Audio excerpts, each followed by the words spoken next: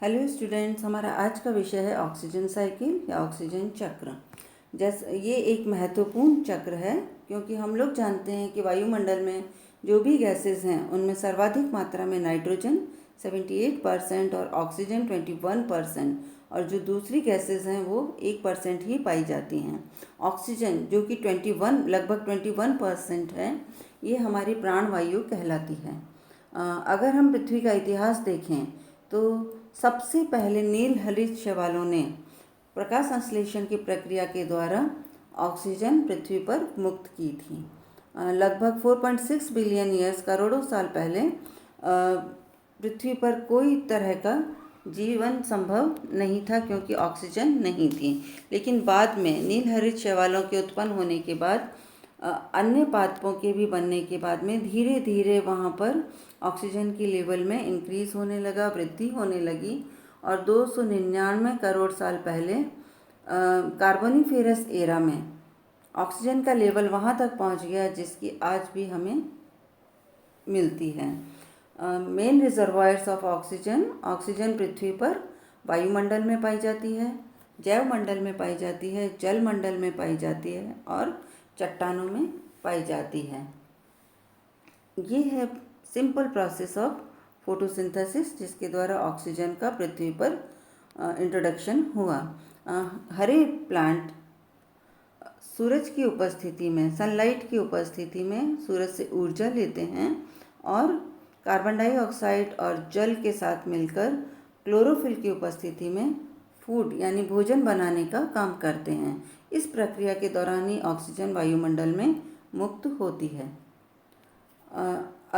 Photosynthesis जो अभी आपको मैंने बताया वह प्रोसेस है जो कि ग्रीन प्लांट्स में संपन्न होता है। इस चित्र में आपको अच्छे से दिखाई दे रहा है कि किस तरह से सनलाइट आती है, क्लोरोफिल ट्रैप करता है और कार्बन डाइऑक्साइड और जल उसको जड़ों के द्वारा अवशोषण से मिलता है और वहाँ पर फोटोसिंथेसिस का प्रोसेस होता है जिसमें ऑक्सीजन वातावरण में विमुक्त होती है।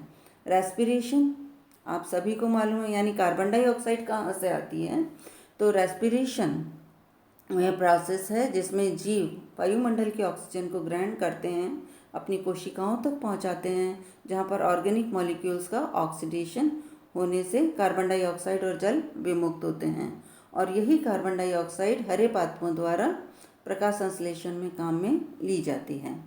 ये चित्र ऑक्सीजन साइकिल को एक सिंपल वे में समझा रहा है। सरलता से आप समझ सकते हैं कि किस तरह से एटमॉस्फेरिक ऑक्सीजन जीवों द्वारा श्वसन में काम में ली जाती है, कार्बन डाइऑक्साइड मुक्त होती है, वह पौधों द्वारा फोटोसिंथेसिस में काम में ली जाती है और फोटोसिंथेसिस के प्रोसेस द्वारा ऑर्गेनिक कंपाउंड बनते हैं और वायुमंडल में फिर से ऑक्सीजन मुक्त हो जाती है।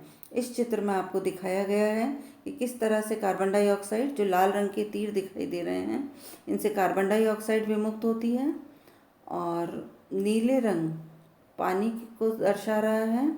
उसके बाद में किस तरह से जो ब्लैक कलर के एरोज बने हुए हैं उनसे आप देख सकते हैं कि एटमॉस्फेरिक ऑक्सीजन जीवों द्वारा युक्त की उपयोग में लाई जाती है। ये जो मुक्त कार्बन डाइऑक्साइड है जो इन तमाम प्रोसेसेस से हो रही है, ये हरे पादपों द्वारा फोटोसिंथेसिस में काम में ली जाती है जिसमें ऑक्सीजन मुक्त होकर फिर से एटमॉस्फेयर में आ जाती है। इसमें भी आप आसानी से समझ सकते हैं कि ऑक्सीजन का चक्रण वातावरण में किस तरह से हो सकता है। ऑक्सीजन साइकिल हम क्यों पढ़ते हैं? क्योंकि ऑक्सीजन एक कलरलेस यानी रंगहीन, गंधहीन, स्वादहीन गैस है, भारी होती है, हीट और इलेक्ट्रिसिटी की पुअर कंडक्टर है। उसके बावजूद भी ये इकोसिस्टम में, हमारे पारिस्थितिकी तंत्र में एक महत्वपूर्ण कंपोनेंट है।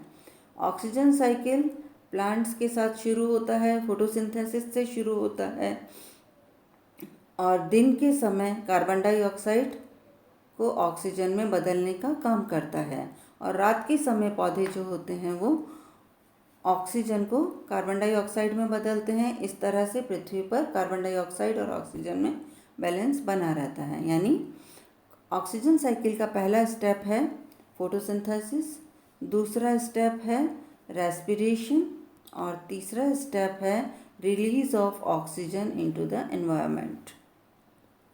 एंड अब इस ऑक्सीजन साइकिल की इम्पोर्टेंस क्या है? ऑक्सीजन साइकिल क्यों महत्वपूर्ण है? क्योंकि हमारे जीवन के कई सारे कार्यों में ऑक्सीजन का उपयोग होता है। जैसे पहला ब्रीदिंग, श्वसन में, दूसरा कंबशन, हमें कहीं पर भी अगर जलाना है किसी चीज़ को या आग लगानी है तो हमें ऑक्सीजन की आवश्यकता होती है। एंड सपोर्ट्स एक्वेटिक लाइफ, यानी जलीय जीवों को, जल में जो घुलित ऑक्सीजन है, हाइड्रोस्फीयर में जो ऑक्सीजन प्रेजेंट है वो जल में पाए जाने वाले जीवों को जीवन प्रदान करती है।